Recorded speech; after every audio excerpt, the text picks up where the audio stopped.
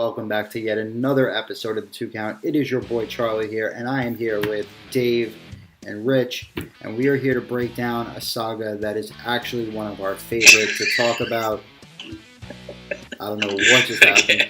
I can't with Rich, man. This guy. A saga that is one of our favorites to talk about, the Bullet Club saga. And there's actually been a couple of pieces. We had filmed a small segment of this a couple of weeks back, and so much changes in such a short period of time within this whole Bullet Club Elite, Bullet Club OG scenario that there was just too much to talk about to release an incomplete story. So we're going to give you a more complete, incomplete story as we move closer and closer to the deadline of the Elite, going to wherever they're going to go. And we move closer and closer. Yeah, I don't know where he went either. And we move closer and closer to a full new Bullet Club that has emerged in New Japan Pro Wrestling. So we're going to talk about all of that today. We're going to talk about Jay White taking over leadership of the Bullet Club. We're going to talk about what's gone on over the being the Elite the past couple of weeks. But it's really been a fun ride. Dave, I know you have a lot of thoughts on everything that's gone on from the perspective of the Bullet Club. Why don't you lay those in on us?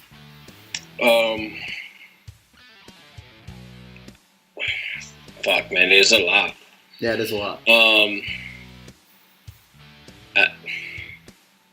Like I said earlier, look, I told you, I think the Elite are going to the WWE, but I also think that they might be going to Impact. The reason why I say they might be going to Impact is because Kenny Omega is such good friends. Well, they are all good friends with Don Callis. They teased it as well. They teased it as well. And then it is one of the places they teased Rich. Say again? No, I was letting Rich know, who didn't see the latest episode. He did tease talking on the phone with Don Callis and a picture of him and Don Callis. So it is something they teased. While he's on the phone with Don Callis, Triple H Hunter sends him a letter. Doc. How about number 4 in the Rumble, whatever? 4 is a good number. Great number. Yeah, that is a good number. Player one on it too. So my theory is this: if the Elite goes to WWE, they're going for a payday. Yep. And they're going not only for a payday, they're going because they're going to want to sell their stuff. So they're going to want to sell All In. They're going to want a big money baller backing All In it, or at least, where they don't have to put the money for the production of All In. That's true. But that could also weigh to Impact Wrestling, right? Because half of the talent that they used for All In was Impact talent. Not all of them were in Impact when it happened. Right. Yeah, they were Page, all. Penta, Most of Ray them Phoenix. A lot of them are there now. However, I think they would not be doing a service to themselves by going to Impact. I agree. Like, no matter what, if they're going for a payday, they should be going for WWE. Impact can offer them good money. Yes, clearly they can. They kept Sting, Kurt Angle, Kevin Nash, Scott Steiner. That was TNA. I know. That's what I'm saying. Impact. Well, Anthem Sports, No. just so you know, Anthem Sports is owned by... My understanding of All In was they did all the work, and their wives did all the work. Yep. Why not show something for all the hard work they put into it? Because now WWE's in a position where they can offer them the money that they know that they can get. If everyone's seen the photos online of SmackDown tape or SmackDown. It's not great compared to Raw. SmackDown is not. They have half the arena sold. If you get those 4 guys and put them on SmackDown, you're sell out crowds every night. You're going to have that every SmackDown taping. And yeah, but then what's going to happen to Raw? Raw will be fine because Raw does good already. Undisputed Era could just go up to Raw. Now, there's something I want to add here. I think before we jump into all of the scenarios and things that we've heard, I think you guys are right. I think we should look at the motivations behind each of them. I think for the Young Bucks, right, they have said blatantly and openly that they're willing to retire early. that they want an early retirement. They don't want to do this much longer. So if they are going to take that WWE payday, now would be the time to do it. For Kenny Omega, I think it's less about the money and more about the accomplishment. I think he wants AJ Styles at Mania. I think there is something to Kenny Omega. There is something to Kenny from if you pay attention to a lot of interviews with people that talk about from their all-in experience, when their reaction to meeting Kenny Omega, some of them for the first time, i.e. a Tony Schiavone or a Sean Mooney, is he's a very nice young man, very respectful. He looks exhausted. They're running him so hard in New Japan. And Gallows have even said that they can do all the dates WWE gives them, and it's not as bad as New Japan. Agreed. I'm going to tell you this. I'm November last year. I went to an ROH taping or an ROH New Japan thing. No. It was only ROH. I went to one of their live events. I went there. I didn't get a chance to go to the meet and greets, whatever, because I got there a little late, waiting for one of my boys. And I was able to meet Brandy Rhodes. Well, whatever. Through Brandy and another guy that was working close with the Bucks and them, I went to the show. I had a Young Buck shirt. And I told Brandy about my son. Charlie, as you know, my son has CDLS. Rich, my son has CDLS. He's 7 years old. He's 7 years old. He has Cornelia-de-Lange syndrome, which is something that 1 in every 30,000 children get. It affects his developmental, growth, and all the shit. I told them about my son. They got me to meet. They got the entire ROH roster to sign the shirt for him. I have it upstairs. I got to bring it down for you one day, Charlie. Cody, Matt, Nick, Kenny. Right after the match was over, they came out. Cody came out, and Nick and Matt and Kenny were wrestling. They came out. They came to the barricade where, in front of the place where I was. They came up to me specifically, signed my shirt, and I'll never forget. Matt was like, keep going, buddy. Do it for your son, whatever. And Kenny hugged me. He was like, I'm proud of you. Keep doing it for your son, and all this. And after that, I went to the backstage with them. And I felt so sorry for Kenny Omega because there were so many people that wanted to get an autograph from Kenny Omega, and he was in so much pain. Yeah. He was in so much pain. I felt sorry for that dude. He was like, guys, I'm in so much pain. Please just let me leave. I'll sign some autographs, but please let me leave. I was like, wow, dude. Well, after giving you a hell of a match. That's another thing that's a factor. These guys are working right now, even when they're not working, right? They're signing autographs. And like you said, even with All In, their wives were doing it. I mean, Mrs. Matt is running Young Bucks merch out of their house. They're working. And Young Bucks' dad, the whole family was working on it. They're working 365 days a year right now. So going to WWE would be a substantial. They're getting 60 days back. Right, they're getting 65 days. They're not going to make 100% on the merch that they make now, but they're not going to put the work in that they're doing right now to do it. They won't have to do anything. They'll sell more.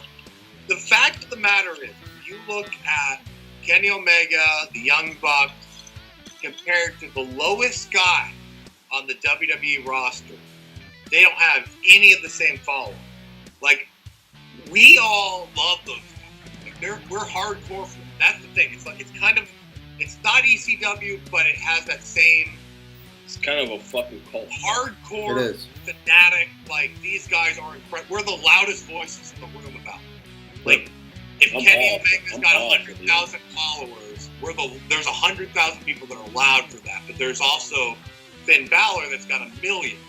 So it's kind of like those guys don't have the range that the WWE guys do.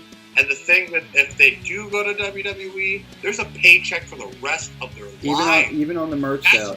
Even on the merch sales, right? So instead of having, if you look at the order numbers on pro wrestling tees, and this is pure speculation, the order number is probably the number of sales that have been made from pro wrestling tees, not counting Hot Topic, from the store directly, right? We're talking hundreds of thousands, right? If you break that to the WWE, where they're now going to be selling T-shirts everywhere from New York City to Pakistan, right? There's millions of dollars in there. So they're going to make up their profit margin from that perspective. They're only going to get a few pennies a shirt probably, but overall it'll be worth the difference. They're also going to they're also going to have less autograph signings, but they're going to make more. They're going to have what else is it? The video game royalties, the action figures.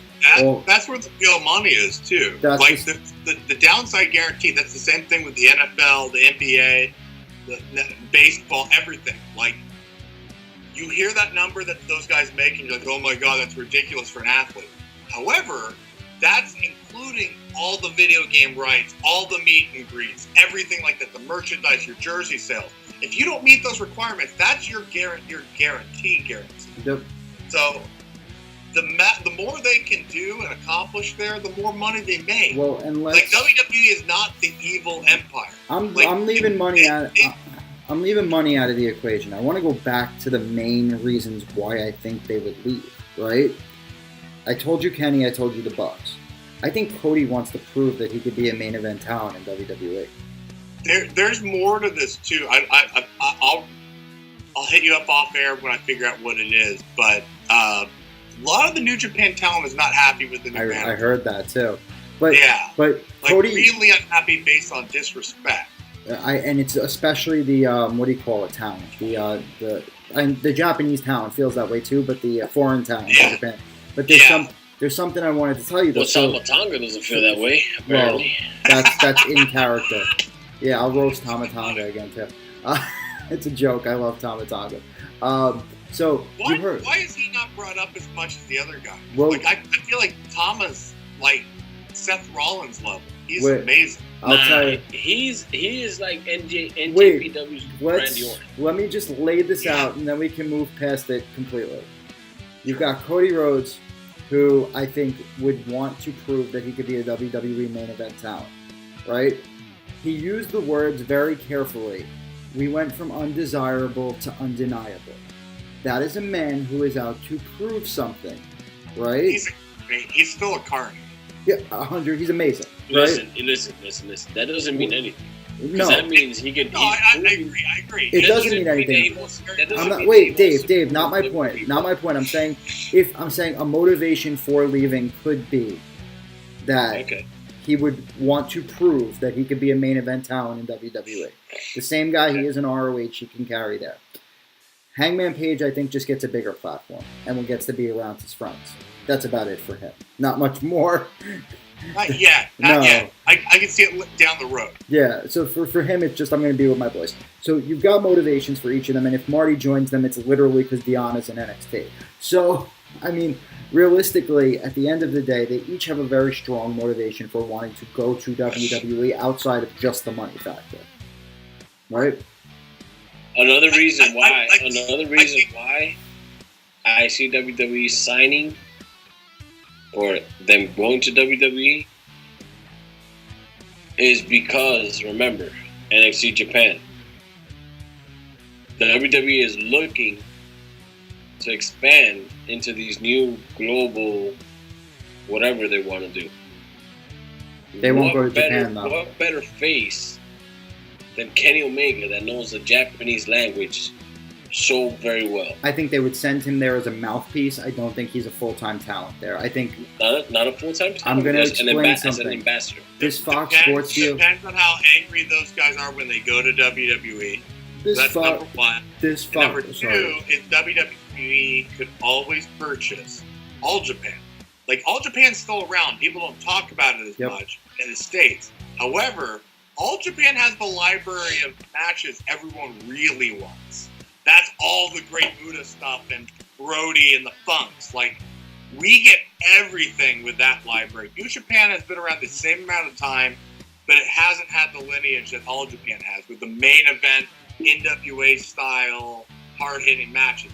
If they can get that, they can actually do a Monday Night Wars war with New Japan, which would be great. So I don't think so. Here's the thing that's left out of it from WWE's vantage point. I think it makes 2 cents for them for 3 reasons. One, obviously, as you alluded to earlier, Rich, it fills the rest of the arena on a SmackDown. 2, they're going to Fox Sports. Okay, Fox Sports has clearly announced that they're done with this sports entertainment drama and garbage, and that they want to move to a more sports-oriented program. New Japan Pro Wrestling runs a more sports-oriented program.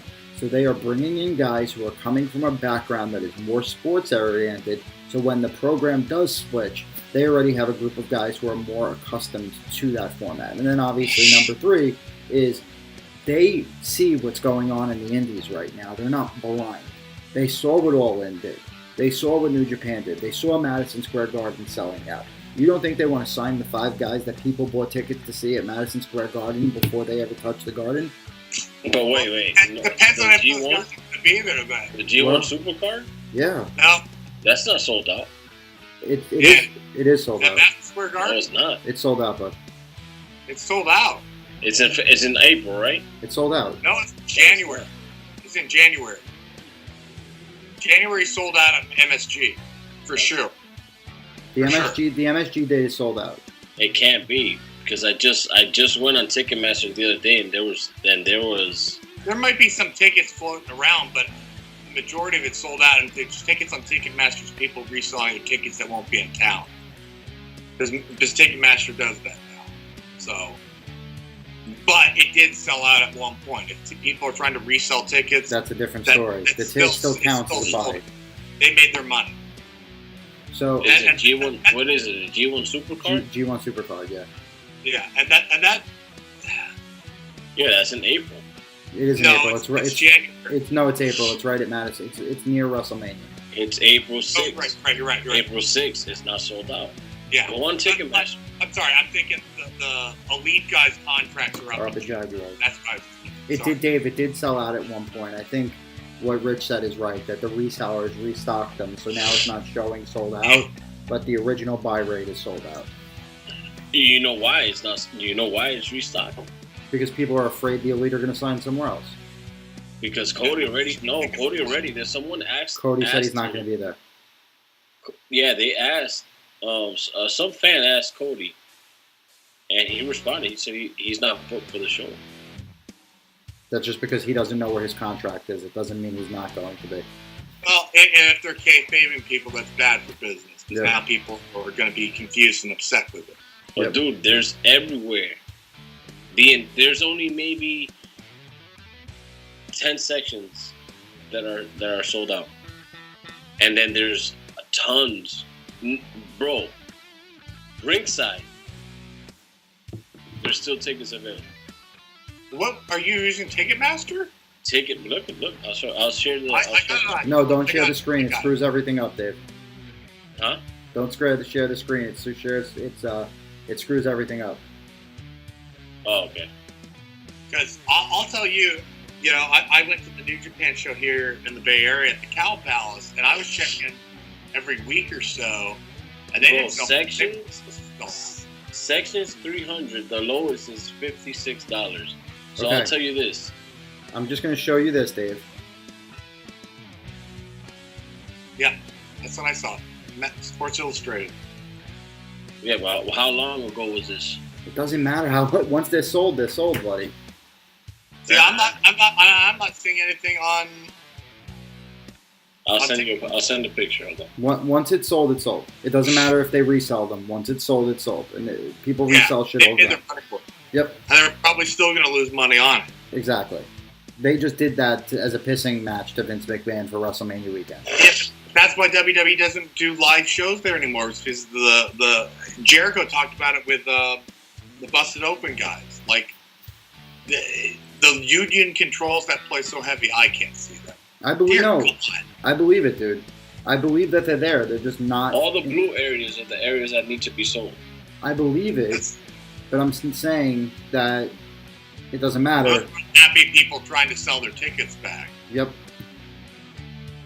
That could be. That's exactly what it is. It doesn't. Does it focus on it? I get the logo. It doesn't matter. Point is, they've been sold. Now it's people trying to sell their money back, get their money back. Actually, probably trying to flip a profit. Which is not a good thing either. But that's the thing, that how much a lot of profit empty are you seats. making? There's people selling their tickets for $56. But that's people trying to either get their money back or, you know. I've even heard the rumor would be that, and maybe they do sign the Bucks and Cody earlier, and Cody comes in a month or two later. But the rumor going around is that they want to do the NWA 10 Pounds of Gold 3 at that show. Which would make sense. But I think they keep to what they were saying and they all sign together. I think there's more impact there. They know they have more power to bargain collectively than they do individually. But this is another thing too that Brandy said, that she doesn't want to go back to WWE. Yeah, I don't think that matters. I don't think anyone really cares to see her there anyway. No offense. I think if she goes back, she's a valet or a wrestler. She could wrestle there too. She's good eye candy. She doesn't contribute much in. She's getting better. I give Brandy credit, and she's perfect with Cody. She's the perfect. North of 40. Not going to get much better. She's the perfect valet. Damn, how old is she? She's in her mid-30s. She's the perfect valet. Well, Cody's my age. She can still do it. Cody's a year younger than me. I think Brandy's younger than him. Oh, and you are? Still, I'm 34. I mean, the girls that they got today, she's not going to. But she works well as Cody's valet, so I could see WWE signing her as Cody's valet. Yeah, which I think would be good, and she should not go back to being a ring announcer. No, she shouldn't be eating Styles ever again. They should have her as valet. WWE started to lighten up with managers. We see Leo Rush. Yep. We call Hangman. And I don't understand why Leo Rush is the reason Cody was the NWA champion. The reason Cody was the NWA champion is Brandy. Right? All in. I'd say all in. Well, but I'm saying in the storyline, in the match, it was because Brandy interfered in the match several times that led to Cody winning. Well, that's the thing. That's the thing. Will WWE acknowledge that on WWE TV? No.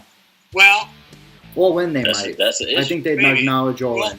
Here's a fun fact for you. If they did, they would acknowledge that Cody Rhodes is the fourth person ever to be NWA and WWE champion. That's all they'd acknowledge. Yep. The first three being AJ Styles, Ric Flair, and Buddy Rogers. So, other than that, I don't see why they would bring it up. They would bring up the facts about the match because the match isn't alive anywhere. They even put that on DVD all in? They're going to. They were doing a Blu-ray. Okay. So I'm excited about that. This is what I gotta say. They're going to do a lot of behind the scenes. You had mentioned earlier, Charlie, that Cody had said that they were undermined or whatever the hell it was. They went from undesirable to undeniable. I have the shirt. And That's I why think, I remember it. and I think that's because they're trying to prove a point, not to WWE, but to Dave Meltzer and to Corny. No. No. It's Vince McMahon. No, I wouldn't say it's Vince. I think the rest. For Cody, it's Vince. You're right. For Cody, it's Vince. For the Young Bucks, the other guys, it's every other little person that ever put them down. Young Bucks, it's Vince. Vince had both of them as enhancement talents and didn't sign them. Because he had look up Young. Look at Young. Let's say in regards to TNA not using them when they were Generation Me. No, it's Young Bucks. Look up Young Bucks on WWE. They were used as jobbers for several matches and not signed. Yeah, but everyone has. Kenny Omega, WWE. Yeah, but different. Kenny wasn't Kenny Omega when he was in WWE. Yes, he was. No, I get that. He wasn't the guy that he is today. No, but again, he was let go of WWE, or he left WWE because. So again, undesirable to undeniable. So again, at the time he was. It's kind of the Eric Bischoff, Cactus Jack, Steve Austin argument. At the time, they weren't moving numbers. Like, if you're WWE, Kenny wants to go, let him go. He's not a star. 100% agree with you. I think what I'm saying to Dave is though, from that undesirable to undeniable note, I think they were all aimed at WWE in different ways. I don't think the Bucks. I don't think that they were all. Maybe there's a shot there at WWE, but I don't think that the entire message is to WWE. So let's do this. I would say Kenny and Cody, yes. Bucks or TNA. That's the message. So let's go down. Even Cody though, because Cody was, not Cody. Kenny was never in main roster WWE. Cody wasn't even in Florida. He was deep south. Yep. Kenny was like. Yeah, Kenny was like. Wasn't Kenny Ohio Valley? He was Ohio Valley. No, he didn't even make it that far. He made the deep south. So I want to do something here. Then he did some Canadian promotion that Don Callis ran, and Don Callis didn't even remember his name was Kenny Omega until years later. So let's do something interesting here. Let's rule out a promotion by a promotion. Do you see them back in New Japan Pro Wrestling under any circumstance? I don't. That's my... I don't think they should, and I think it's a good thing because I think New Japan needs to try to keep their Japanese image. I think they've hurt themselves a little bit with Americanizing too much. So on that note, okay, and this is something we didn't discuss yet. What happened? Because this is about Bullet Club. This isn't just about Elite. So I know that you haven't been keeping up too much with what's been going on. So I'm familiar with what Jay White's been doing. So the new leader of Bullet Club, because Cody and the Elite have said they are no longer part of the Bullet Club. Cody actually tweeted yesterday, Bullet Club is Jay's now. I've made some good friends in my time there, but we're done with that part. So Bullet Club is now, as it follows, Jay White, which makes sense. It's almost like going back to that. I don't understand. Why is Jay White the leader all of a sudden? Why can't it's you not just that he's the leader. leader. You can't attack Jim Ross. You can't attack Jim Ross. God damn, he's got a family. Jim Ross. So here's the interesting part. So it's not really that he's the leader. So they're all equal. Because really, Tama Tonga should be the leader. But they have this whole thing that they're all leaders. Now, Jay White was introduced. If you're following the story, Jay White was introduced to them by Fergal Devitt, Prince Devitt, like 6 years ago, when he was just coming up as a young lion, right? Yeah. So what had happened was, apparently this had been, so what they've been saying is this has been in motion since Finn connected Jay White to Bad Luck Fale, right? So Jay White was always the guy. Kenny Omega was kind of just the transition that got AJ Styles out of the way, right? So Jay White was always supposed to be the guy. So now you've got Jay White, dude, you hear so many noises in your house. You've got Jay White. You hear that shit? That's just, I'm sorry. That's just a fucking, no, dude, that's just maybe a quarter mile. I know, it's crazy. And these guys are fucking, whatever, dude. I hope so I don't wish bad on So anyone. Bullet Club, as it stands now, is Jay White, Bad Luck Fale. He's looking around. You got Jay White, Bad Luck Fale. You've got Tama Tonga, Tangaloa. You've got Gato and Jado. Hold on. Are the three of them brothers, or is it Tama and Tangaloa brothers? They're brothers. All three. Tama Tonga and Tamaloa. Tama Tonga, Tangaloa. And the other, the giant. Fale is just a friend. No, not Fale. Tama Tonga, Tangaloa. There's another one. Haku. Oh, I know who you're talking about. I forget his name. He's a scary motherfucker. He's in Bullet. I loved Cody Rhodes. Who the fuck is Haku? No. What's fucking Haku's problem? No. What the fuck is Haku's problem? So wait. So you got Tama Tonga, Don't say that. You have. We're not starting online beef with Haku. Austin Aries is okay. Haku is not. He'll bite your nose off. And then shove a chicken bone in the spot. So wait. So you've got Tama Tonga. There is another Tongan. I forget his name, but he is in it as well. Then you have two Super Juniors in Taji Ishimori, the Bone Soldier, and Robbie Eagles has also joined Bullet Club. You have Gato and Jado, which is a huge deal. Which is a huge deal from Chaos. And then they're also talking about potentially recruiting another member as well that they said they're not done recruiting yet. I'd love it to be Neville. I don't think it's going to be him, though, because he's signed to Dragon Gate. So, I don't know who that is. The one that they're going to recruit. I'm telling you now. Big Cass. I'm telling you right now. Who? He's already Bullet Club. He's already Bullet Club, though. He hasn't been around forever. That's true. He's older. Big Cass. Where is it? Where is Cody Hall, though? He messed his shoulder. He's coming back. He's coming back. He's been injured for a while. So you've got this whole new OG build-up, which they've done well. I'll give New Japan credit. They have built a damn good new Bullet Club in place of the old one. Not as good as the Elite. It's not great.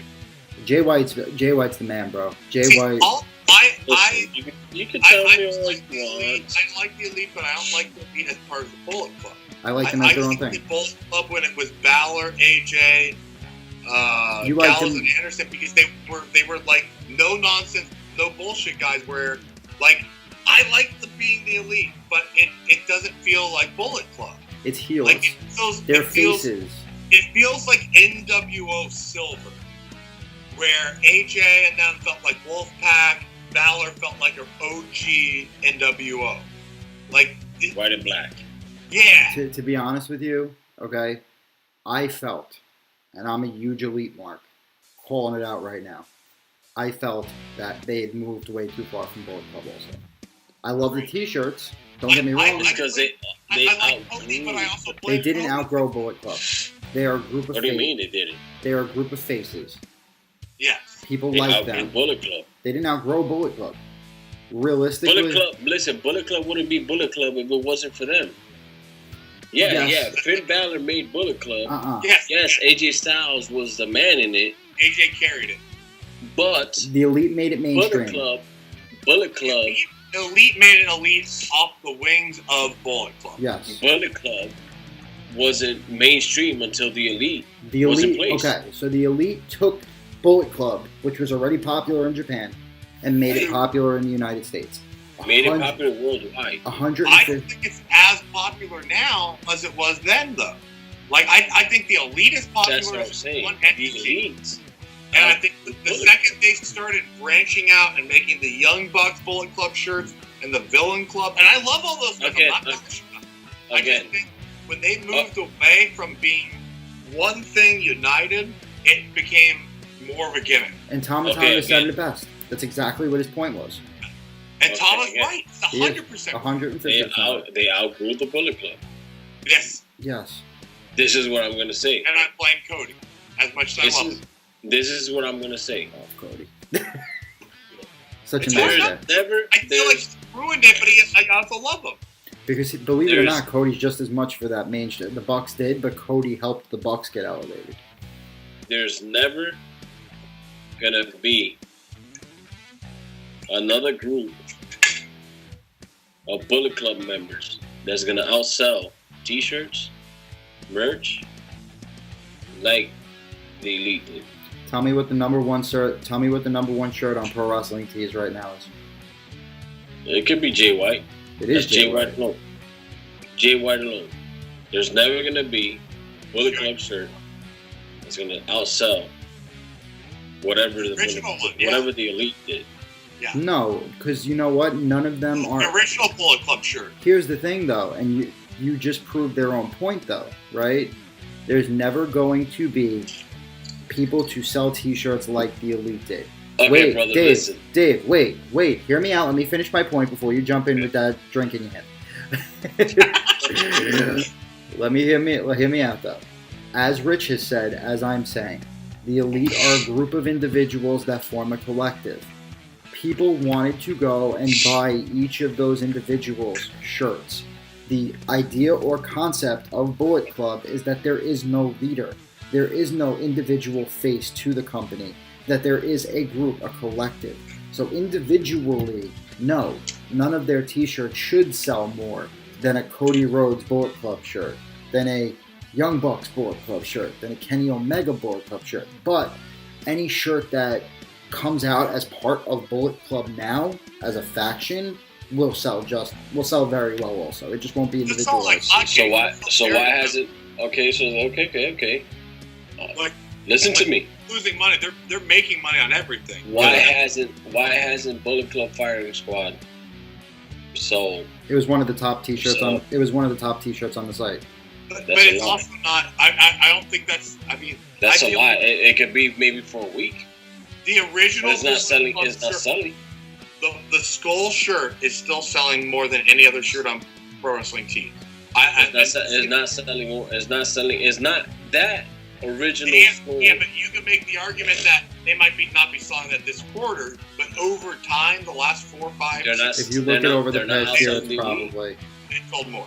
If you look at the past year, it's probably the top shirt. Dude, look at it. There's people that probably gave up on the Bullet Club when Balor left. There's people that probably gave up when AJ left. But there's also new fans that buy the Elite stuff, and there's still the old fans that buy the Elite stuff. What I'm going to say is this. Jay White's new shirt is going to make an impact. It did.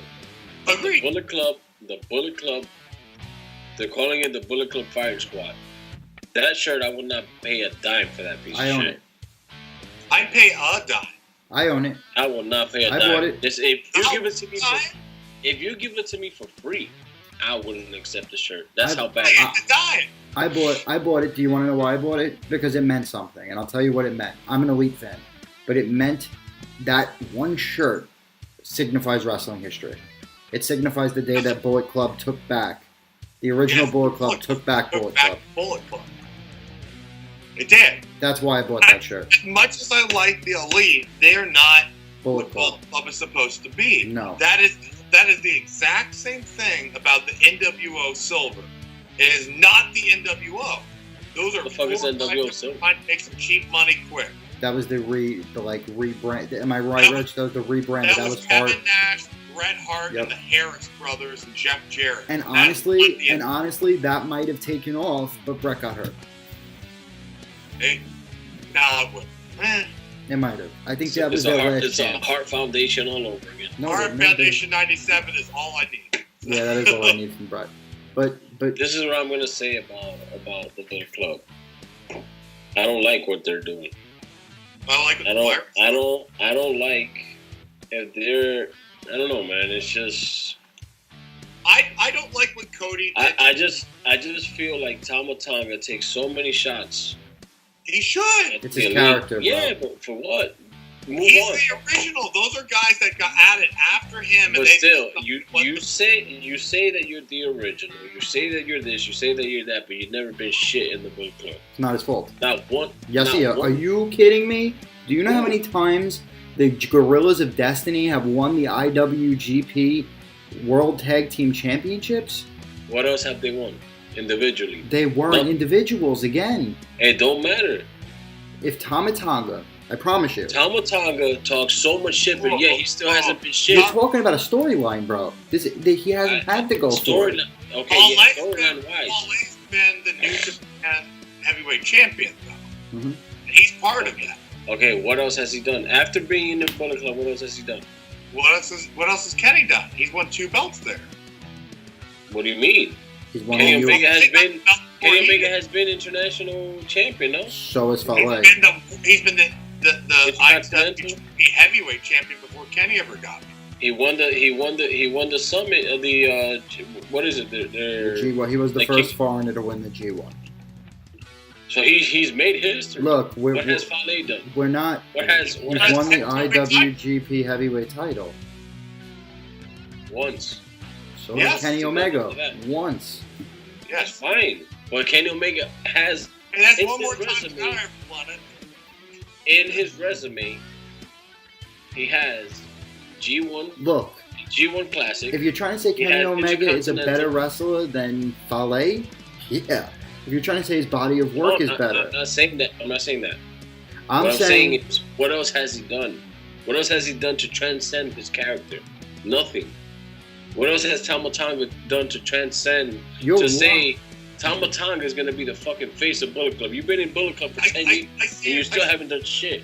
I see what you're saying. I think you're saying, like, the Bone Soldier. Whether it's him or it's them, he's not been given time to show what he can do. Right? Exactly. Yeah, no. You've done nothing. You've been in Bullet Club for 10 years. You haven't done shit. But the point that you have to listen very carefully to what Rich just said. He hasn't been given the time to show he's been doing anything. You're in Bullet Club, but it's different. They're the Gorilla Destinies. They were the first tag team in Bullet Club. You have to remember something, that the side of Bullet Club that you've been watching, that you're paying more attention to, is the Ring of Honor side outside of Kenny. Right. No. I went through the history of I've watched the history of it too. Of Bullet Club. I've watched the history of it too. I sat down and watched every single storyline and every single thing. They've done Jarrett nothing. is more Bullet Club than the Elite. Look, you have to understand something, bud.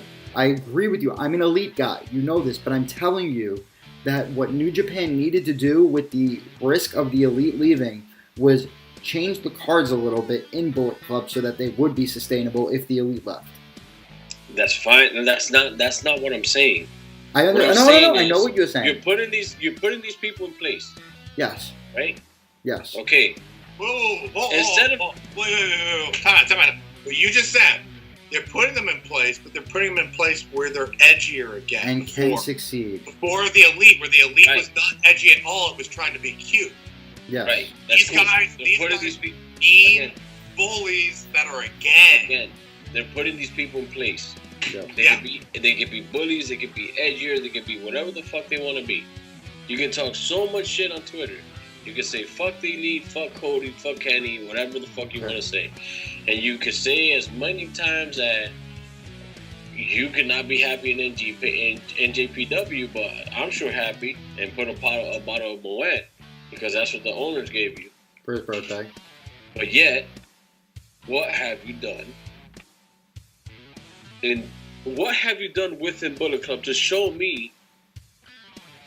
Let me ask you this. Wait, hold on. Let me ask you this. What was his role within Bullet Club? He's an assassin. He's an assassin. Wait. He's a Viper. Wait. He's another Randy Orton. But what was his role?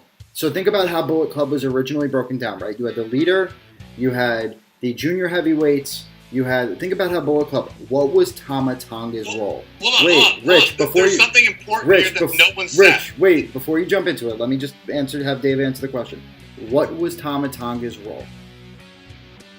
Tama Tonga's role is nothing but if you look at it from a gangster perspective, Tama Tonga is nothing to me. No, you're not answering the question. I'm straight up asking you a very simple question.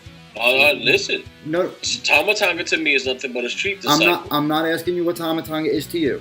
I'm asking you from a very simple perspective. Uh-huh. What was his role? He's a street disciple. No. Tama Tonga filled the heavyweight tag team role within Bullet Club. That is what he did. Did he win? Dickman's right, though. He was a street disciple. He came out and did shit, which is what I'm trying to say. He was a street disciple. But wait, this is my point. That's all he's done. Saying he's never done shit.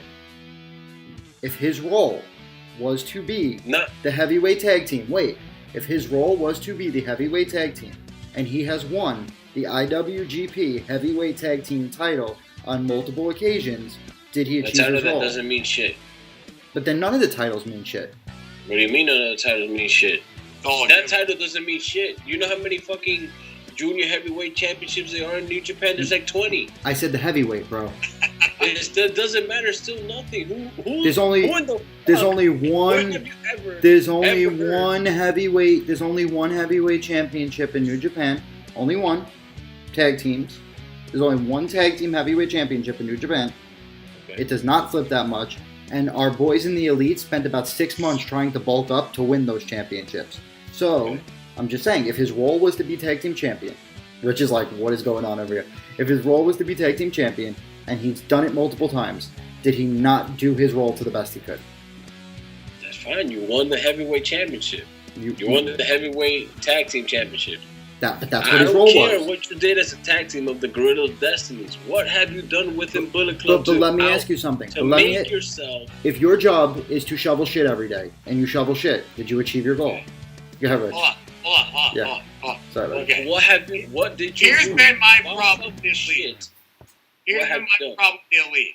And I'm with both of you. I think you'll both, when I say this, you'll agree with me and kind of question what the fuck has the Elite been doing?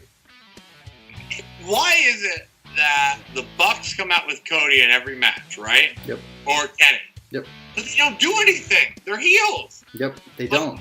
Agreed. Like, they're not heels. There was a But reason in supposed to be. WCW why Virgil came out with certain people was to make sure that they walked out with their belt. Dave, And those guys walk out and make faces like they're gonna cry and shit. But this is the thing. Tonga, he wants the Bullet Club to be elite again. Yes, he He does. doesn't want He wants Bullet to be elite. This is where you guys got it wrong. Kenny Omega, right? Anytime he had a match in the last year, who has it been against in the NJPW? Okada. Yep. Cody Rhodes. Yep. Young Bucks didn't get involved in any of those matches. What was the fucking point? There was. You had Cody. I don't think Kenny and Cody did much business for that company in general. You had Cody. Like, it sounds on paper, it sounds great, but I don't think it buzzed as much. Because this is what I'm saying. When they did that takeover, Ciampa and Gargano did better numbers than. But this is what I'm saying. Why would you get them involved? And then the only time that they would get involved is when they were in Ring of Honor. They are faces, and the Bullet Club are heels. Simple. That's what we've been trying to say. That's cool. But now your Listen, point I don't is care not. about what the Elite has done in Bullet Club. I don't whatever. They But then you're transcend the saying- wrestling. They've done their own thing. You're- What I'm saying is, listen, Tama Tonga has You're been. both right, but you're not meeting in middle ground. That's what I'm feeling. But No, but what I I'm am saying kind of is meeting. that- I'm is that trying what to. You are saying things that are making 100% sense, but you're not seeing what But, the other but this person is, I I understand understand what what he's he's saying. saying. He's What I'm saying talking- he's saying What I'm Davis. talking about is that there's hear me out. When Bullet Club started, how many members were there? 5. Yeah, Name the 5. Balor, Anderson, Gallows, Fale, Gallows, Tama and Tama Tonga. Tonga. That's 5. and then the Bucks. So 6.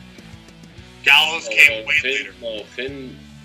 No, the Bucks weren't there. The original ones Yes, were. the Bucks. When They were just Balor IWGP turned on juniors. Ibushi or whatever his name is, and Fale, and they tried to rip off one of the dude's masks. I don't remember his name. That was the opening for the Bullet Club, and that was the ultimate disrespect when all the young boys tried to jump the ring to try to keep the mask on the dude, and they all start jumping him. That's the beginning of the Bullet Club. So That name. was ultimate disrespect, and it wasn't like, oh, we're all buddies that need to What be name are you respectful. looking for? Okay, Dave? so go name again the Tom- people who were in the Bullet Club originally. Tama Prince Tonga. Devitt, Okay. Bad Luck Fale, Tama Okay. Tonga, Okay. Luke Gallows, Carl Carl Anderson. Anderson. Okay. and the Bucks, 6. Yeah, not Luke Gallows. So that's Prince That's- Devitt. That's Prince. That's Prince Devitt's reign. That's Mark 1. Mark 2, who was in the Bullet Club? AJ Styles, the Club, I'll call them, the Yeah. Young Bucks, Bad Luck Fale still, The Gorillas of Destiny. the Gorillas of Destiny, Kenny Omega. Kenny Omega towards the end. And what's his name with the Asian chick? Yujiro Takahashi. Takahashi. Chase and Owens. what's And her name? the Bone And Saint. Amber O'Neal. Don't forget Amber O'Neal. Chase Owens was there. Chase Owens. Yeah. Version 3. That would be the Kenny. Elite. Hangman Page, Young Bucks, Tama, our Girls of Destiny, Marty Scurll. Fale, Marty Scurll, Fale, Hangman, Yujiro. Cody, the Bone Soldier. Cody's 3 or 4. Cody's, Cody's no, there. Cody's 4 because Adam Cole, No, baby. Cody and was over. in 3. Cody and Adam Cole overlapped. Didn't they? Marty came in after Adam Cole. Yeah, right. That same And then Marty came in later. transition. Yep. They literally replaced each other. Cody came in later then, right? No, Much Cody, later. Cody came in while Adam Cole was there. As a matter of fact, the whole Kenny Cody thing was supposed to be He Adam. killed him. No, He killed him. the whole Kenny Cody thing was supposed to be Adam Cole Kenny. And then Adam Cole went Wait, to say it again. The whole Cody, Ken- Adam Cole. the whole Kenny Cody thing, like Team Yeah. Kenny, Team Cody, was supposed to actually be Team Adam, Team Kenny. And then Team when Cody. Yeah. So we were talking about Cody was supposed to just be a soldier. Recorded on here or not, but if the Elite do go to WWE, and we get the OG Elite, which would be Balor, AJ, Giles, and Anderson against Cody, Kenny, that's not the OG Elite. That's the OG BC. Buck, we also have the Undisputed Era that would have a grudge against. Yes, they would. That. So we have a lot to look forward to if they go to WWE. We do. Like, it's not this dark, WWE is going to fuck them up. There's a lot they could do. There's a lot they could do. All of them. But now this is what I'm saying. Tama Tonga, Tamaloa, whatever his name is. Tanga, Camacho. Tangaloa? No, the other guy. Fale, whatever. Oh, Bad Luck Fale, yeah. He's a big bastard. Yeah. He lost some weight. These three guys have been in the Bullet Club through every fucking phase. Yes. Yet, the Elite leave the last phase.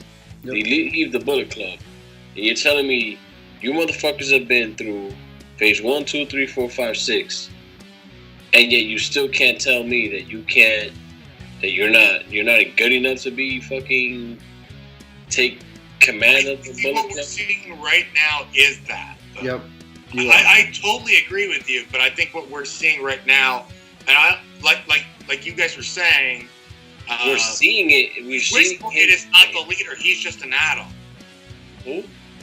Switchblade. No, none of them are leaders. Switchblade is a leader. Switchblade's the leader, but none of them are the leader. That's what I'm saying. Yeah, that's what I'm saying. He's head honcho, but he's not the boss. Switchblade is the face. Yes.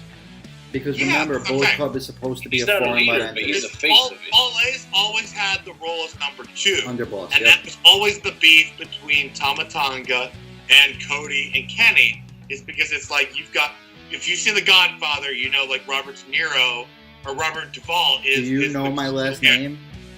He's the consigliere. Do you know my last name? I'm just saying. You see The Godfather? Like name. No, it's it's Italian. So I've seen some Godfather movies a few times. Yeah, sure, brother. So, but this is my thing. He's supposed to be like the guy you go to when you have a problem. That was his role. Yep. He's number 2 to any guy that's supposed to be the head honcho. And Kenny never treated him that way. Kenny and Cody never did. Nope. But AJ and Finn did, and they had much more success. So here's an interesting part for you, though, right? So remember, Cody was offered to be part of the new Bullet Club. Yes. Because Cody's a heel. Yes. Isn't that interesting? Now, Dave, I'm just going to throw this out there. No one's disagreeing with you. I agree with you. I'm not saying you guys are not. I'm just saying, it's just a point that I'm trying to make for the Bullet Club moving forward. I think moving forward, they're fine. I think Jay White is going to elevate into superstardom. I think Tama Tonga and Tangaloa are going to increase visibility a little bit, but still not be the main star because that's not who they are. I think Tama Tonga is going to be more vocal than he was in this iteration of the Bullet Club. But you saw that at the very end of this one, too, when everyone was saying, are you Team Kenny or Cody? And he kept saying, nah, I'm Team Tonga, right? They were doing that to start to foreshadow the fact that he was going to become more vocal. Because even if you watch Being the Elite, when they showed Tama Tonga on Being the Elite, it was like this happy-go-lucky, I like these guys, right? He wasn't pissed off yet, put it like that. Now he's pissed off. So now we can go back to where the Elite is. So I think from a New Japan perspective, they're fine with the Bullet Club as is now. I think New Japan's got a lot of reorganizing and restructuring to figure out, particularly with Chaos, which looks like a very weird faction right now without Gato and Jado. It's literally the best friends, Okada, and it's a really weird... But it still feels like the most interesting New Japan's been with the Bullet Club since AJ left. I agree. Because, sure, none of those guys are the same star power that AJ Styles or Finn Balor was, but I found out about the Bullet Club because of AJ Styles, because I knew who AJ Styles was. Okay. I never heard of Finn I found out who the Bullet Club was because of AJ. I started to like the Bullet Club because of Kenny. I started to love the Bullet Club because of Cody. Exactly. But and now you guys have names I knew, which would make me want to watch it. Now all of them are leaving, and I'm still in love with the Bullet Club because they made me, and this is what Dave is saying, they transcended it. They made me go back and watch Prince. Now, I had obviously heard that Balor came from Japan, but I wasn't into Japan at the time. So now I come back and watched a lot of Prince Devitt stuff, and it's fucking amazing. So I think Bullet Club's in good shape. I think New Japan will be in good shape even if the Elite leaves. I think the promotion that stands to lose the most, and this is next up on the list, do you see them going to Ring of Honor exclusively?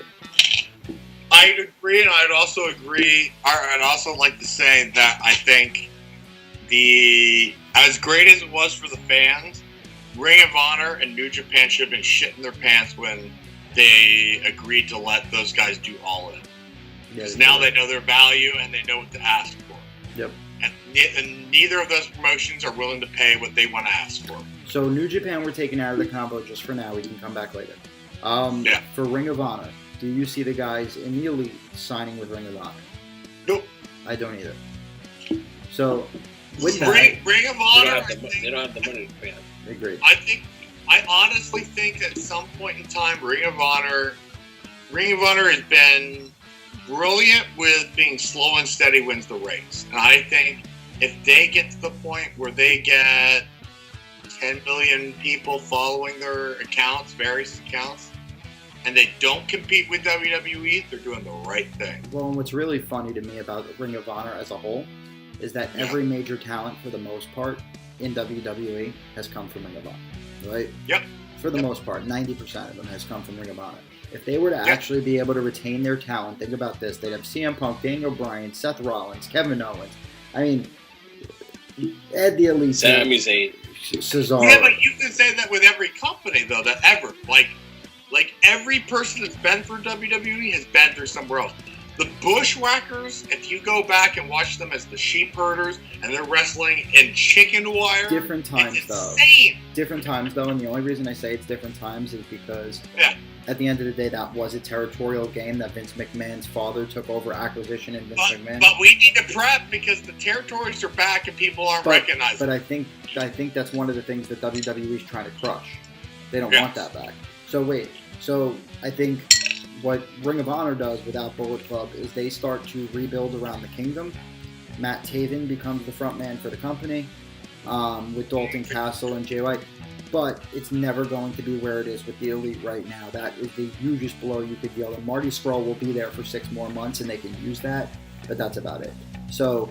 Well, hold on. Do you really think that Marty's going to stay and not go with everyone? His girlfriend is in NXT now? He's got 6 months left on he extended his deal. Oh, he did? With Ring of Honor or New Japan? Ring of Honor. He got heat after All In for extending his match with Okada, which is why he wasn't in the ring at the end with them. That's why the Bucks only had like 12 minutes.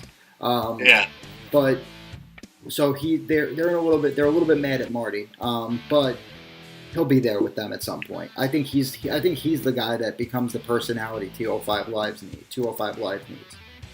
He's perfect for that. Perfect. Now, because they're already going to be established there. Well, and it's not a knock because if he goes there, he can become the star of his own show. Exactly, and he's the character they need. So, and they could put. He's the William Shatner of Star Trek. And look at how many faces they have for him to just eat. You could give him Cedric Alexander. You could give him. You could give them Mustafa Ali. Black. So wait. He's in that middle. Every person is fair game there for him. So now next up. So now really it comes down to 2 promotions if we both mutually agreed that New Japan and Ring of Honor are off the table. It comes down to Impact Wrestling and WWE, as David alluded to earlier. They're not going to go to like MLW and wrestle on YouTube. They could do that themselves. NWA can't afford them. Billy Corgan can. And I think WWE buys NWA as damn, you know. I wouldn't say that. Wait. Afford more than most. All he has to do is go do a concert and it pays for that show. No, wait. So let's start with Impact Wrestling before WWE. Let's go. No. Now that you guys are saying that, what if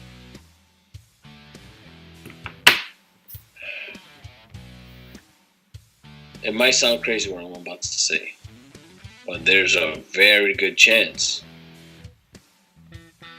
that they open or they go with that promotion that Chris Jericho and it's not happening. It's not real. That 100% not already real. about to be a joke. Jim Ross already debunked it and said that he was starting a Quick aside note, I'm very pissed off that Jericho's making us wait this long to watch his cruise. Did you not see that it doesn't air until like next week? That bastard. He's a fucking idiot. No, he's not. He's not an idiot because people are still gonna watch it. It's just pissing people off. I'm not paying them fucking $40-$50 for that shit. I think I'm with David. They're gonna lose some people that would have watched They it. will. I would have watched. Listen, I would have paid $100 to watch all 3 days on the cruise, then pay $40-$50 to watch it. I think it comes down to the time. 7 days later, Jericho decided way too late on that. I think that's what it comes down to. Make money. Bro. He's fine. He sold out the cruise, so that's all he wanted. Talking about fucking up Vince not allowing NXT talent on there. Look at that shit. Anyway. Hold on. You guys are talking about those guys potentially going to Impact. What about Jericho going to Impact? I think that's a worse mistake. He's not going there. He's going to stay. When Jericho wants to go back to WWE, he's not going to make as much money as when he wants to go back to WWE. He's going to stay with this New Japan flip until he loses the IWGP Intercontinental. He's pissed. He doesn't want to go. He'll go back. He has to go back for contractually. He pitched them an idea that they turned down that was the stupidest turn down ever. He said, what? He said, New Japan will allow me to bring the IWGP Intercontinental into WWE to defend it against. And he didn't. That was stupid that they didn't let that happen. That would have been amazing. Wait, what? Jericho, when it was around SummerSlam time. Does he seem bitter to you lately? He does. Like, something about him just seems like... I love Jericho. I think he's having more fun. Something about him just seems like he takes these little... like right punches at WWE right now because they didn't do his cruise. I think it is. I think he's very bitter. I think No, he's bitter about them. He's vocal about it. He considers. He said that there's these little things like, oh, well, they don't see what I see, and it's like, he's taking shots. He has taken shots at NXT. The shit quality WWE shirts. These are high quality shirts, unlike those shit quality WWE shirts. To be fair, pro wrestling t-shirts are better than WWE's. Hey, I've still got a Rabid Wolverine shirt in my closet right now that I can pull out. That's like 15 years old. No, but he means like it doesn't start to peel off when it's stiffer and things like that. Anyway, so let's talk Impact Wrestling. So I know Kenny Omega has the link to Don Callis. I know that Cody has been in Impact. There's something that no one talks about with Impact Wrestling. Impact Wrestling is actually very well funded. Anthem Sports is a subsidiary of a very large cable company in Canada. And I'm talking about a company worth in the billions. So... Yep. So I'm going to tell you this. TNA was a subsidiary of Panda Energy, which was an oil company. And it's like... I'm sorry, none of that matters unless you've got someone at the helm. Like, that's the difference between Impact and Eric Bischoff. Eric Bischoff was a third-string announcer who got thrown into a position where they wanted to hear his ideas. His ideas worked out. He got to implement them, and it worked. Dixie Carter, Don Callis is not the savior of shit. Don Callis did nothing in the business. He's an indie guy. The Jackal. Made the mainstream. He's the Jackal. Like, I like Don Callis, but that's the reality of it. He's the Jackal. Not the end-all, be-all. He's the Jackal. Yes. Yes. Cyrus the Virus, as I know. No, look, here's the thing. The reason I brought up the money was if the Anthem Sports Company, if the cable company is the investor, and Anthem Sports Company believes that they could create quality programming if the elite, they could take to the next level, I think he could find the money to sign them. I think he could. They don't have money to sign them. No, I think they do. I think their backing does. Impact is the biggest piece of shit company I've ever fucking heard of in my entire life. They have the money, but if you're gonna put, listen, You're gonna want to sign these guys to your fucking company, but yet you make the biggest bullshit show. You make a fucking mockery out of pay-per-view fucking sales. We're bound for glory. Piece of shit lighting. I hear you out. Piece of shit show. I hear what you're saying, but right before that with Slammiversary, it looked like they turned a different point. They ain't turned shit. If you watch Slammiversary, you would have felt completely different. And they have Listen, I will never, right. ever. This is exactly why. I agree with David. If you were to watch Bound for Glory and you stop the show or you finish the show with the Concrete Jungle Death Match, I don't think people will be talking about Austin Aries. David's right. If you ended it with something that people were talking about that was awesome, like you could have forgotten about Morrison, whatever, Thunder, whatever his name is, Impact, Johnny Impact, something, and Austin Aries, and you did the tag team match as the main event. People will be talking about the main event because you see all those crazy boards flying around, and it's just like it's an insane match. But you end with Austin Aries being an asshole because he is a fucking asshole. And David's right. Like, that's what you lead with. And whether it's a work, if it's a work, then shame on the company. But I agree with you both. I agree with you, bro. I'm saying if you go back 1 month, and I'm just doing this for the purpose of the Elite, right? So if you go back 1 month to the ending I'll tell you this much. Hold on, Dave. If you go back 1 month to the ending of Slammiversary, though, you're looking at a different story because Slammiversary was a much more successful, overall, general, popular show that there was good buzz around.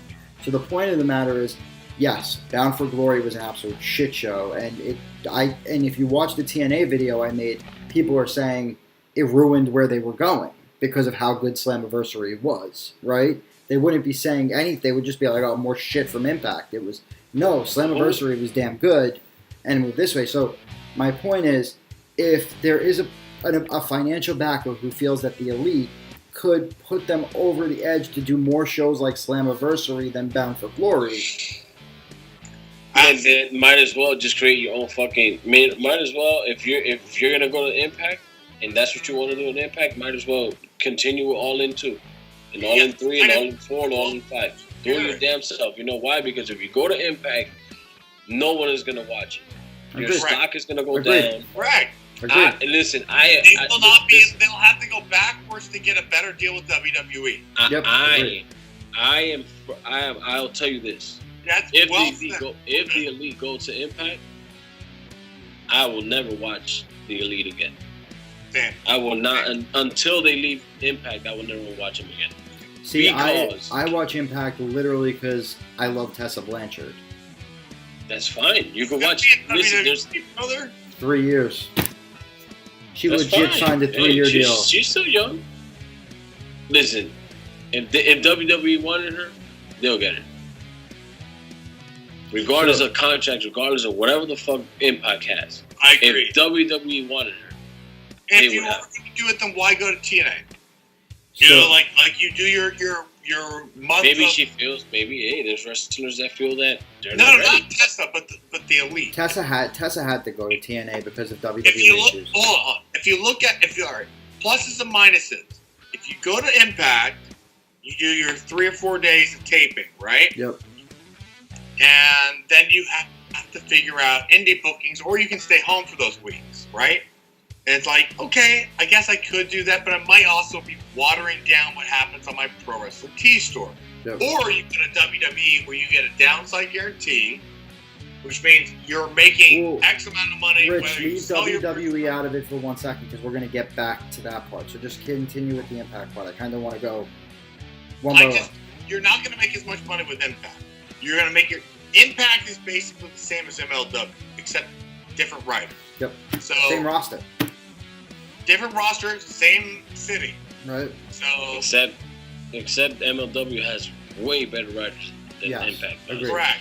Impact is a fucking circus. Impact is a local fucking indie show that happens to be on fucking TV. Yes. My view on Impact is they should have sold it to Jeff Jarrett. Jeff Jarrett made TNA anyway, It should be Global Force Wrestling. It has no identity in me. It's just Impact Wrestling now. It's no identity. Agreed. For me, it's just, the thing is, I feel like Impact Wrestling should be what what's the name where Prince Puma. Lucha Underground. That's what it should be. Agreed. Yep. Sell it to Netflix. Sell it to Hulu. They don't want it. Make it a Netflix season. Canceling They don't Lucha want it. Underground on Netflix. But that's what I'm saying. Sell it to them. They don't want Do it. something like They that. should sell it to WWE. No, sell it to YouTube. Sell it to Oh, WWE. No. Sell it to WWE because literally their content library is worth more to WWE than the show. Sell it. Then sell it to WWE. They sold WCW for $4 million. WWE will buy it for $8 million probably for Impact.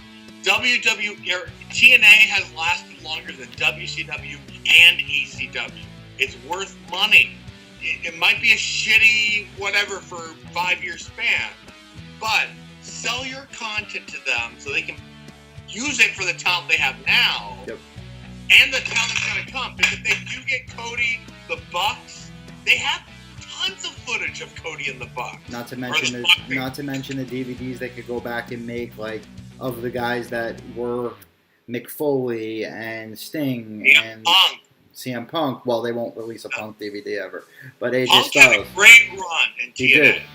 I know, I saw it. He did. Yeah, Punk was in TNA. Yeah, he did. Punk, Short it was time. Punk, Mickey James, who was Alexis Lurie, and Julio De Niro, who were coming out against Raven, and what was Raven's best run in wrestling ever. Like, Raven in WCW was as boring as he was in ECW. TNA, he was motivated to do something. It was awesome. So the last piece But this of is what I puzzle- gotta say about Impact. It's a disgrace to the wrestling community. That's It's a right. disgrace to wrestling. The last piece of this puzzle Listen, now. I will never, ever, ever, ever in my fucking life waste a minute of my fucking time to watch Impact. So by I don't deduction, care. I don't care if I can get into it free. I don't care if I can pirate the fucking show. Yeah. I would never watch another fucking so Impact show by in my deductive life. reasoning, we have just ruled out every promotion that's on television outside of WWE. So the consensus here is that all of the elite are signing with WWE. They Maybe. should, though. They should. It makes the most sense, business-wise. For the schedule that New Japan puts them on, they should. For all the blood, sweat, and tears, they should. For, hey, you guys don't have to put the work in, you should. Like, people remember Hacksaw Jim Duggan, the Bushwhackers, Ted DiBiase for their WWE characters. For years before that, they were wrestling in, like, the bloodiest matches. And they deserved to be in the WWE to get that lighter schedule. Those 4 guys deserve to be in WWE for them to handle all the heavy lifting. Like, Yep. they just have to do their in-ring work and show up to autograph signing. That's a great deal. People don't talk about the stuff that WWE does really well, and they just want to focus on the shit stuff. Like, oh, they didn't push this guy, this guy, this guy. That's the stuff that they can provide to the guys that have busted their asses for years. The Bushwhackers were a tag team for 20 years before WWE. Like, those guys deserve every dime they got. Yep. And I feel like the Bucks, no matter where they are going to be the best fucking tag team in the world. Agreed. So if they go to Raw or SmackDown, No, they're going to be. they don't need to go to NXT. They're ready for prime They're time. not going They're going to NXT. be exceptional wherever they go. Yep. Agreed. There's no doubt about it. And they have U.S. television experience via TNA when Yep. they were Generation Me. They had a And- lot of TV time. And to a lesser extent, remember something. Ring of Honor is part of Sinclair Broadcasting. That winds up on a lot of networks across the country. Not on the West. And I don't know why. I want it. Again, A lot of Fox yeah, they end partners up in a pick it lot up. of. They 1 end up o'clock in in a the lot morning. of. But A lot of channels across the U.S. But again, ROH. I don't think I'm gonna go as far as saying that Ring of Honor Ring of Honor should be on the WWE Network. And from Ring of Honor, right, what they should have been doing far, way back was, Selling their library. Not only selling the library, but what they should have been doing is doing what NXT is doing right now. They should have been the NXT to WWE, and then have NXT be that middle ground before you go to the next level. They sort of are. You know what? Exactly. Quote unquote, they are. Can I sponge upon that? You know how like Netflix does that thing where like they'll get a bunch of TV shows that were on one network? Mm-hmm.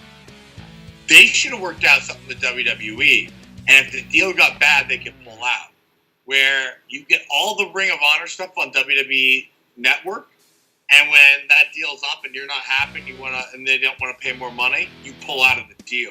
This is my thing. Ring of Honor has his Honor Club. I bought it Ring for of a few Honor? months. It wasn't. Yeah, but how It has many their own people is network. that? There's But that's what I'm saying. 2 million people. There's WWE Network is at 2 million. Do you want to know why that club? $6 a month. Do you want to know why that club was horrible? Huh. Because it doesn't have any connected TV devices. You can only watch it online. Online. I can't download an app for my TV. It's ridiculous. I don't want to stream it from my phone, or I can't use my phone the whole show. How about this? I'll pay an extra $8 a month for Honor Club as an extension I'm of saying it's WWE. like the Fight app. I didn't say it's on the Fight app. No, the Fight app, you can. The Fight app has an app. It's on a couple On of the connected PlayStation?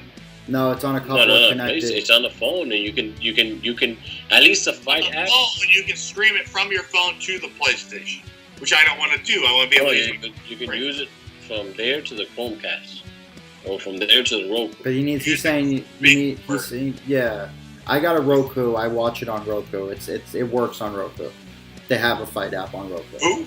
Roku. Is that a medicine? No, it's something that used to be alive, but not anymore. So I think we've all pretty much come to the conclusion that the Bullet Club or the Elite that should be showing up in WWE come January. They should. We all agree that they should go there for themselves and their families. But do you think they will? Is the real question. I think the Bucks and Cody will for sure. WWE. Or the Bucks and Kenny. No. It'll be the Bucks and Cody. And I think Kenny, if I'm not mistaken, Kenny's gonna let his brain be eaten by Don Callis and go to Impact. If he does, he's ruining his career. He is. That'd be the biggest mistake of his career. No, I'm telling you, Now, 100%, they're all going together. Hangman will be with them too. If Kenny did that would be the equivalent of Sting not going to WWE when he should have, and he went to TNA. You know Hangman already turned down a WWE offer and told them not now. He didn't say no. He said that. He said not now. Yeah, he says that. He said that. If he meant that and put that on social media, he's a fucking idiot. He's fucking bullshit. He said not now. That came out through Meltzer.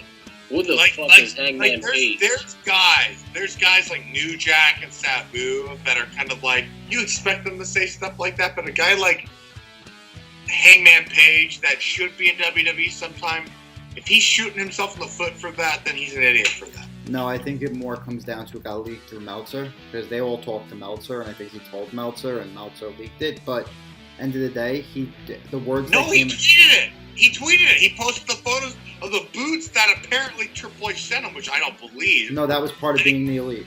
That was a joke. Okay. Meltzer's a cocksucker too. That was a joke. That got leaked, and that was being the Elite's response to that being leaked. And then they turned it into a whole thing, like they typically do. But I think what we're going to see over the next couple months is a lot more jokes in being the Elite about where they're going to go. Like, there's a whole skit now with Marty where Marty keeps inviting different members of the Elite to a party at his house on January 1st, and they keep telling him they can't commit. And he's like, what do you mean you can't commit to a party? It's a party. Why can't you commit to a party? I still think this. This is what I'm going to say. I still think the Elite goes to WWE. They should. I still think WWE goes to. The Elite goes to WWE. All In is going to be available on the WWE Network. They're going to have creative control of All In. And this is where they're going to start to showcase. They're going to have All In, and they're going to have Being the Elite. Those will be shows on the WWE Network. So Being the Elite is going to be cut from YouTube. Correct? No, Not necessarily, no. Listen to me.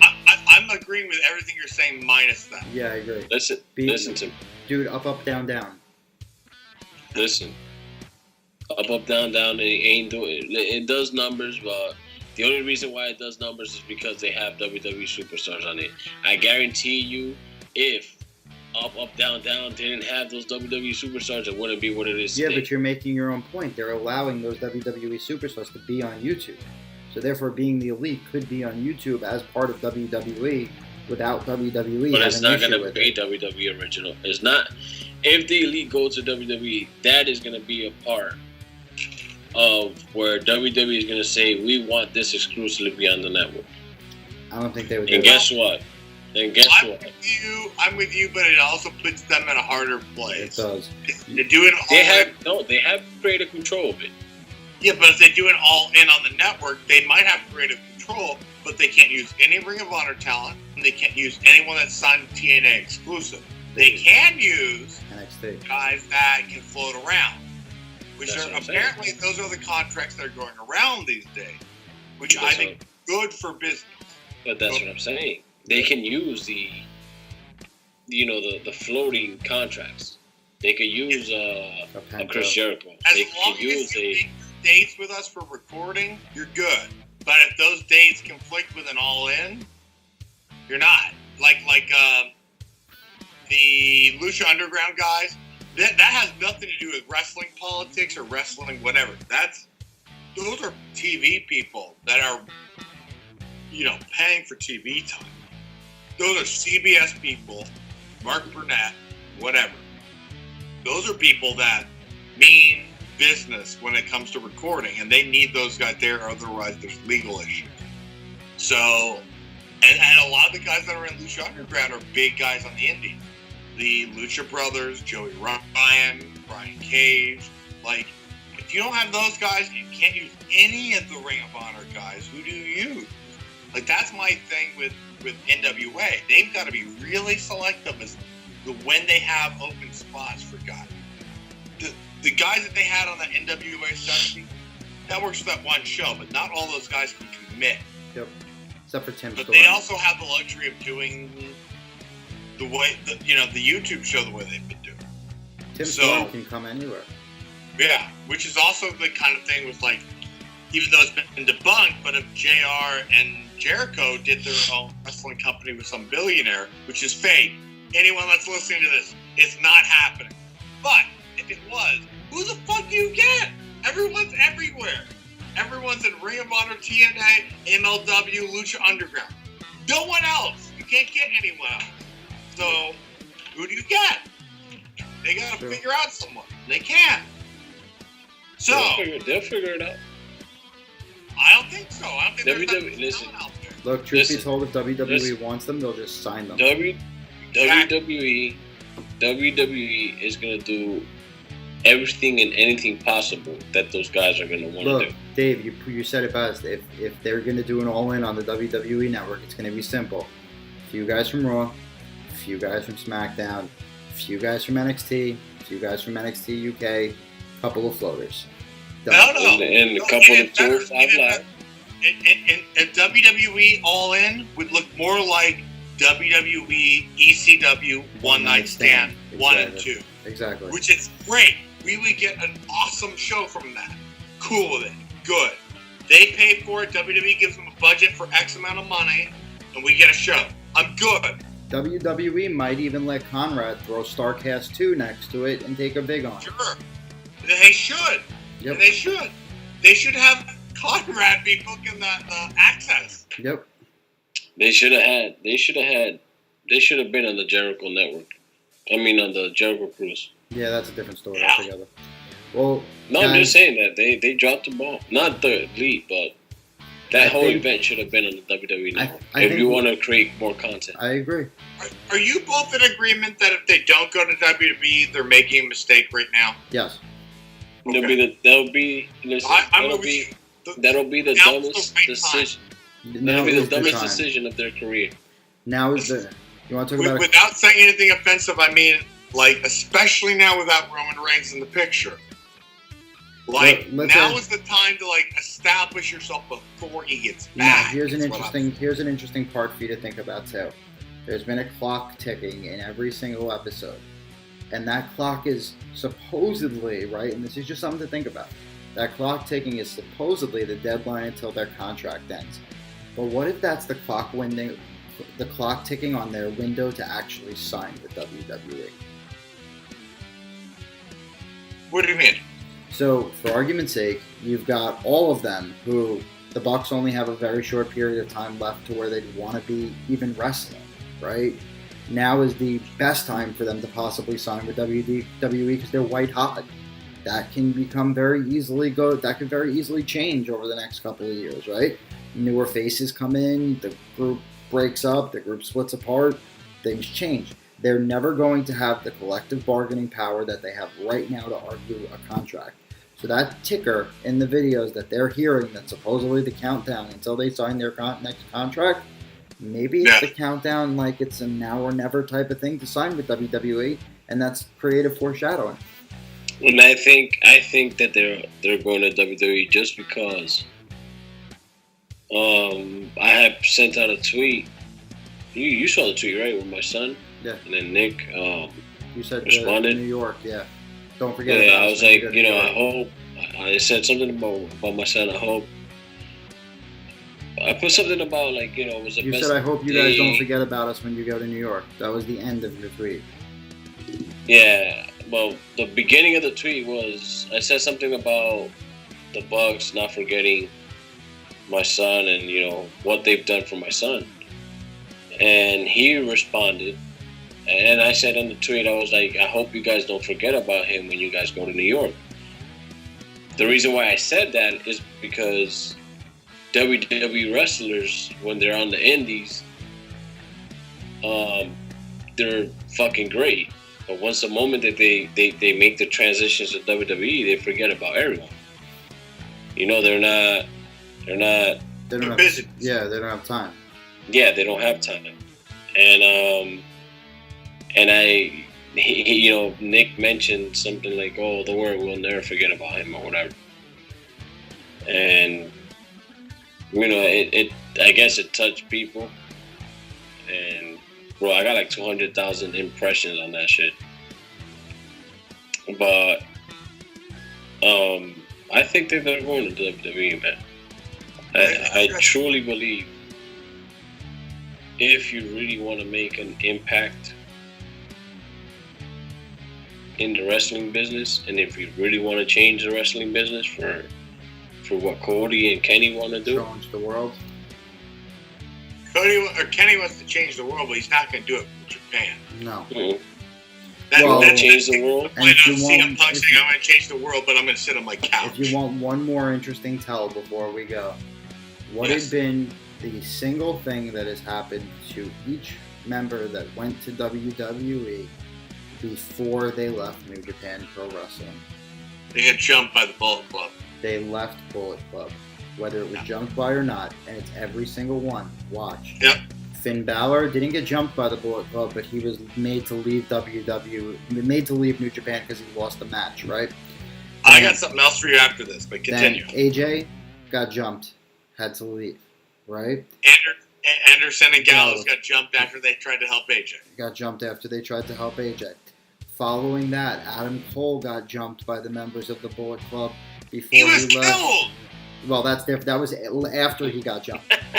So Adam Cole got jumped beforehand, and in this case, the firing squad came out and took out the Elite, and they've now dropped the Bullet Club logo. So 5 different cases where before they left for WWE, they had to drop the Bullet Club logo. I think Omega's been thinking about this long in advance, and that's why they built the fucking Elite brand to begin with. It's ours. We could take it with us. So I don't know if you guys are aware of this, because a lot of people aren't, but before the new owners of New Japan has a working relationship with WWE. Yeah. I didn't know the extent of it. I just knew there was a little bit of a history there. There was a little bit of like heavy sigh when they signed the club AJ Nakamura, but there's a working relationship. So they're kind of aware of who they're looking at. It's kind of like PWG, where like you hear everything about William Regal's always at a Pro Wrestling Guerrilla show. Yep. And it's like New Japan's aware that WWE is looking at them. So and they also are kind of saying, hey, you should look at this guy. Yep. So if they were like ready to kind of be done with those four guys, it's because New Japan's telling WWE, hey, you might want to look. They did the same thing with ECW. They're doing the same thing with New Japan. Makes sense. So, well, guys, it is now 4:18 a.m. in the morning. Not for you, buddy. It's only 1:18 for you. But I think we've broken it down. We told you where we think they're going to wind up. I'm sure we'll have more updates to fill you in on after that. But as far as we all know right now, the answer is that it looks like the Elite are headed to WWE. So on that note, please like this video, click subscribe to the channel, turn your notifications on. And until next time, folks, I bid you all adieu. You have a good night. Bye.